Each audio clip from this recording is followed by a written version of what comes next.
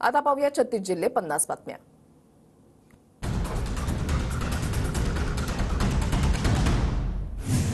शिंदे गटाचे धाराशिवचे पदाधिकारी आज मुंबईमध्ये शक्ती प्रदर्शन करणार। धाराशिवची जागा अजित पवार गटाला दिल्यानं शिंदे गट आक्रमक, जागा परत घेण्याची शिंदे गटाची मागणी। मुख्यमंत्री एकनाथ शिंदे रामटेकचे उमेदवार राजू पारवेंसाठी प्रचार सभा घेणार। मुख्यमंत्री सभेमध्ये काय बोलणार याकडे सर्वांचं लक्ष। पंतप्रधान मोदी आणि उत्तर प्रदेशचे मुख्यमंत्री योगी आदित्यनाथ यांचा आज महाराष्ट्रामध्ये सभांचा धडाका।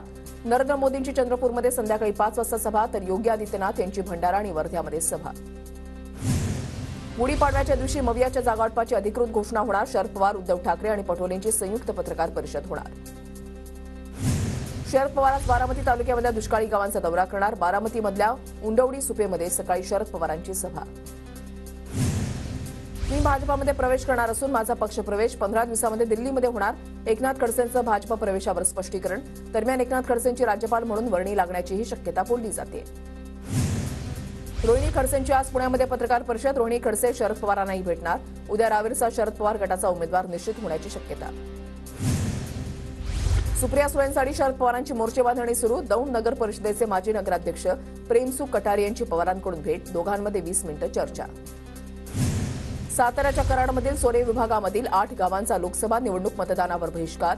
उपसा सिंचन योजनेला 100 मीटर शेतीसाठी पाणी उचलण्याची मान्यता मिळत नसल्यामुळे निर्णय।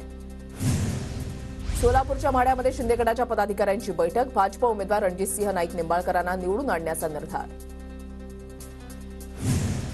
वाशिम यवतमाळ लोकसभा मतदारसंघाच्या उमेदवार राजश्री पाटलांचा भेटीगाठी दौरा सुरू। वाशिम शहरातील बालाजी मंदिरामध्ये राजश्री पाटलांकडून आरती। नाशिकच्या मनमाडमध्ये भाजप उमेदवार डॉक्टर भारती पवारांचा जनसंपर्क दौरा। महायुतीच्या पदाधिकारी कार्यकर्त्यांच्या भेटीगाठी। पुढील 2-3 दिवसांमध्ये जागावाटप जाहीर होईल। दुसऱ्या टप्प्यामधील उमेदवार जाहीर होतील। जागावाटपाच्या प्रश्नावर मुख्यमंत्री शिंदेंची प्रतिक्रिया। मावळ लोकसभेचे उमेदवार श्रीरंग बारणेंसाठी आज महायुतीची महत्त्वाची बैठक। अजित पवार, चंद्रकांत पाटील आणि उदय सामंत उपस्थित राहणार।